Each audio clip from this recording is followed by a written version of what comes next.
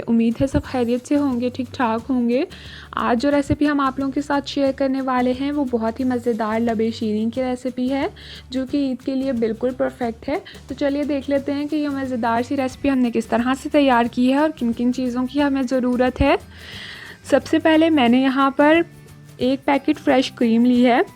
आप चाहें तो आप टेट्रा पैक वाली भी ले सकते हैं, जो कि थिक होती है, मगर यहाँ पर हम इसे हैंड बीटर की हेल्प से इतनी देर तक बीट करेंगे जब तक कि ये थिक हो जाए।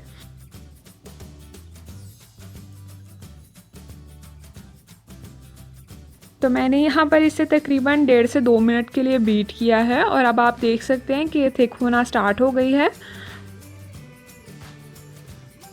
जब हमारी क्रीम थिक हो जाए तो यहाँ पर मैंने इसमें 1 टिन जो है कंडेंस मिल्क का ऐड किया है और इसमें से मैं बिल्कुल थोड़ा सा बचाकर बाकी सारा इसमें ऐड कर दूंगी। आप चाहें तो आप होममेड कंडेंस मिल्क भी यूज़ कर सकते हैं, उसकी वीडियो का लिंक आपको नीचे डिस्क्रिप्शन बॉक्स में मिल जाएगा, आप चेक कर लीजिएगा। इसे हम इसमें डाल के अच्छी तरह से मिक्स कर लेंगे।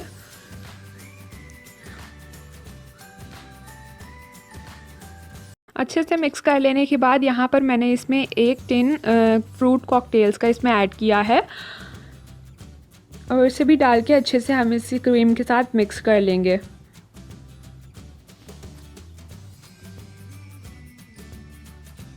फ्रूट कॉकटेल के अलावा यहाँ पर मैंने कुछ स्ट्रॉबेरीज़ और बनाना लिए हैं और उसमें से मैं स्ट्रॉबेरीज़ अभी डाल दूँगी और बनाना अभी मैं नहीं डालूँगी क्योंकि वो काला हो जाएगा। तो अभी मैं इसमें कुछ स्ट्रॉबेरीज़ डाल के वो भी क्रीम के साथ मिक्स कर लूँगी। और इन सारी चीज़ों को अच्छी तरह से मिक्स कर लेने के बाद यहाँ पर हम इसे 1 से 1.5 घंटे के लिए फ्रिज में रख देंगे और उतनी देर हम अपना बाकी का काम कर लेंगे। दूसरी तरफ मैंने यहाँ पर 1 लीटर दूध लिया है, जिसको मैं मीडियम फ्लेम पर बॉयल आने तक पका लूँगी।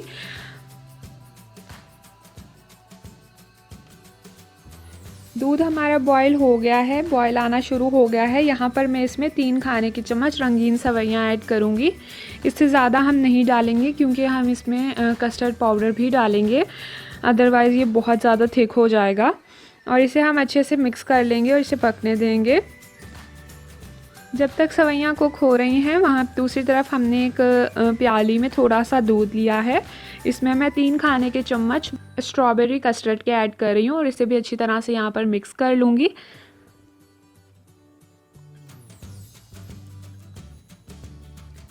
कस्टर्ड को हम सवैयों में तब ऐड करेंगे जब हमारी सवैयाँ जो हैं वो तकरीबन गल चुकी होंगी, पक गई होंगी। उससे पहले हम इसमें नहीं डालेंगे। तो यहाँ पर आप देख लीजिए कि तकरीबन 10 से 15 मिनट हो गए हैं पकते हुए। सवैयाँ हमारी जो है वो तकरीबन पक गई हैं। यहाँ पर मैं इसमें कुछ ड्राई फ्रूट्स ऐड कर रही हूँ, जिसमें बादाम, पिस्ते और काजू हैं, जिसको मैंने कुछ छोटा छोटा कट कर लिया था। और इसे भी डाल के मैं अच्छे से मिक्स कर लूँगी। और अब मैं इसमें जो कस्टर्ड पाउडर हमने मिक्स करके रखा था वो थोड़ा थोड़ा करके डालूँगी और साथ साथ हिलाते जाऊँगी। एकदम से हम इसमें सारा नहीं डालेंगे वरना बहुत ही थिक हो जाएगा। और अब हम इसे डालते जाएंगे और साथ साथ चम्मच हिलाते जाएंगे, मगर हम इसे नॉर्मल कस्टर्ड से काफ़ी गाढ़ा करेंगे क्योंकि ये हम ठंडा करके अगले दिन यूज़ करेंगे। और अगर ये पहले ही गाढ़ा नहीं होगा तो ये अगले दिन बहुत ही ज़्यादा पानी पानी हो जाएगा। तो इसे हम थोड़ा सा ज़्यादा गाढ़ा करेंगे और मैं इसमें सारा कस्टर्ड जो हमने मिक्स करके रखा था वो सारा मैं इसमें डाल दूँगी।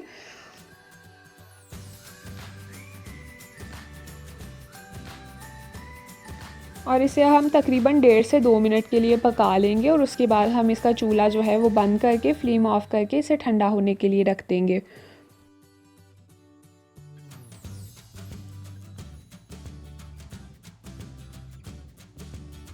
यहाँ पर आप देख लीजिए हमारी सवैयाँ जो हैं वो बिल्कुल तैयार हैं, ठंडी हो चुकी हैं, काफ़ी गाढ़ी और स्टिकी हैं, मगर हमें इसी तरह की चाहिए। तो अब हम इसमें जो है स्टेज पर जो हमने क्रीम और कंडेंस मिल्क मिक्स करके रखा हुआ था वो इसमें शामिल कर देंगे। गरम सवैयों में हमने क्रीम बिल्कुल भी नहीं डालनी है, इसको अच्छी तरह से ठंडा करने के बाद ही इसमें शामिल करनी है। और अब हम इसमें डाल के इसे अच्छी तरह से मिक्स कर लेंगे।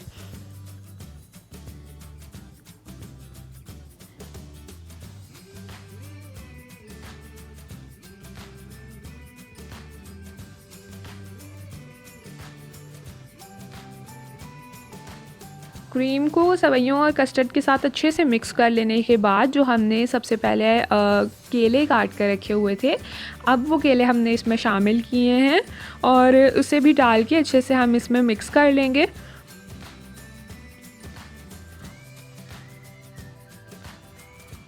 और अब मैं इसे बोल में ट्रांसफ़र करूँगी। बोल पे मैंने डेकोरेशन के लिए यहाँ पर कुछ स्ट्रॉबेरीज़ हैं जिनको बारीक बारीक कट करके साइडों पर लगा लिया है और अब मैं इसमें अपनी लबेशीरी जो है वो पोर कर दूँगी।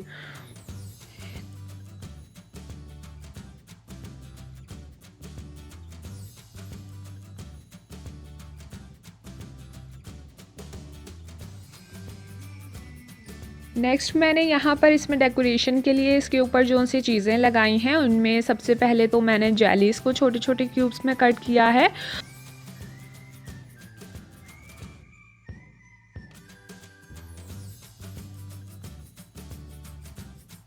और वो लगाने के बाद कुछ स्ट्रॉबेरीज़ हैं जिनको भी मैंने बारीक बारीक कट कर लिया था। इसके अलावा एक पीच था जिसको भी क्यूब्स में कट कर लिया था, बिल्कुल ऑप्शनल है।